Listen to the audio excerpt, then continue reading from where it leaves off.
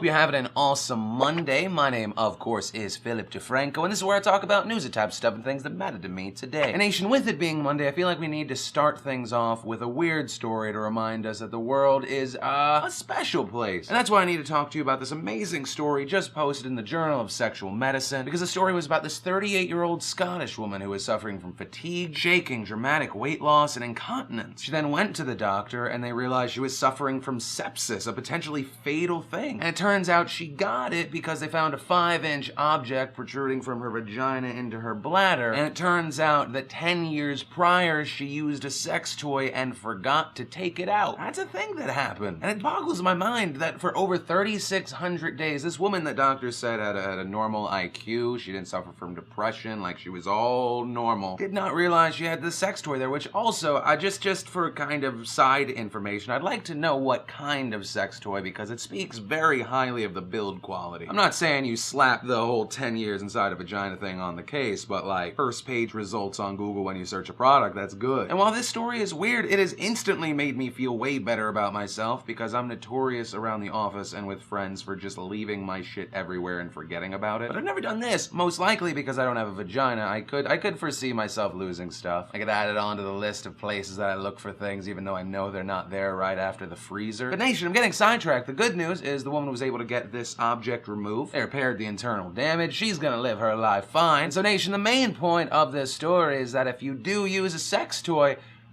remove it after use. And nation, from there, I have to share some stuff I love today. And today in Awesome, sponsored by GoDaddy.com. Right now, you can go to GoDaddy and register at .com for $2.95. Use the website builder, maybe move your site over. And if you use our promo code, you'll save 30% on new purchases. And nation, the first bits of awesome are movie trailers of a much different degree. One is our first official teaser trailer for Mockingjay, which does slightly annoy me because that means we've now gotten 3 videos before an actual trailer. But it is still Mockingjay, and it still has Jennifer Lawrence, so I give it the loves. Then, on the we're not gonna tease you, just show you awesome side of trailers, Warner Bros. Released a trailer for Mad Max Fury Road, and it looks fucking epic. You have the awesomeness of Tom Hardy, Charlize Theron, and really just the shots are gorgeous. And after watching the trailer, this could be an honest-to-goodness good revival. And actually, right as I was recording this segment, the Red Band trailer for Sin City, A Dame to Kill For was released, and yes, there's so much movie awesome to get excited for. Also, Jessica Alba, am I right? Am I right? Spoiler alert, I am right. And the awesome segment keeps getting bigger because right after I filmed that, Peter Jackson released the new Hobbit trailer. And it starts off and I was like, oh, it's gonna be like one of those like slow Hobbit trailers, and then Dragon. There's so much to be excited for. Then in awesomeness, if you're a fan of The Simpsons and Family Guy, they showed 5 minutes of awesome crossover footage. The episode airs September 29th. It is a double-sized episode, likely why they were okay with showing 5 whole minutes at Comic-Con. Then if you're a fan of Game of Thrones, you might fall in love with the season 4 blooper reel that also includes some Dinklage dancing. Then, in awesomeness that I will not show in this video, but happens to be on a website, maybe, Deadpool test footage leaked onto the internet, and it looks like it could actually be good if they do actually make this into a movie, actually.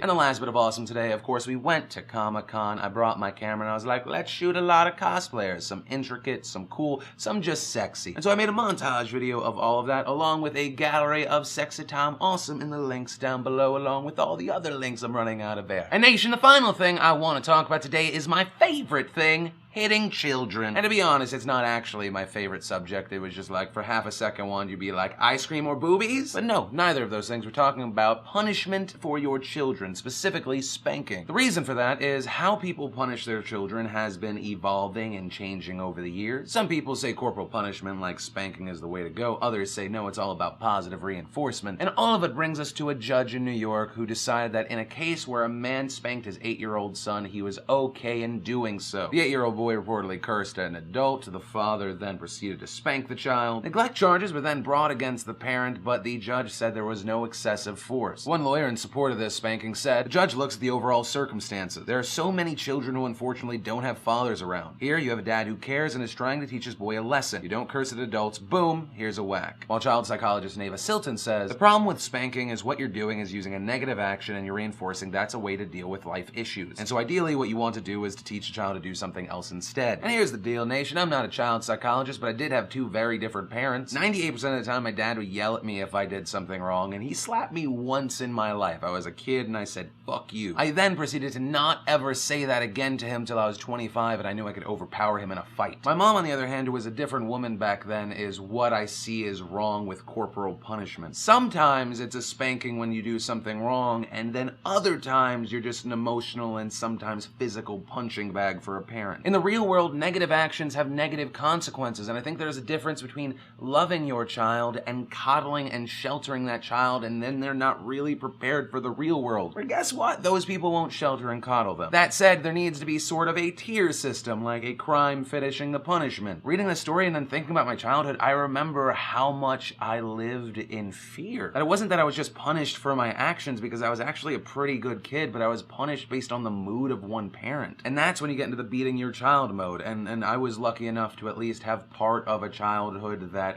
I wasn't always living in fear. But nation, I think this is one of those gray issues, and I'd love to know what your thought is on it. Were you spanked as a child? Was it something more? Was it something less? What is your opinion about the whole deal? And remember to possibly get a $50 gift card to forhumanpeoples.com, where you can get this shirt, a bunch of other new shirts, other stuff. Just leave a comment down below. Maybe while you're at it, you can also hit the like button, favorite, subscribe. I appreciate it. Also, thanks again to the sponsor of today's show, GoDaddy.com. But, of course, as always, my name's Philip DeFranco. You've just been filled in. I love your faces, and I'll see you tomorrow.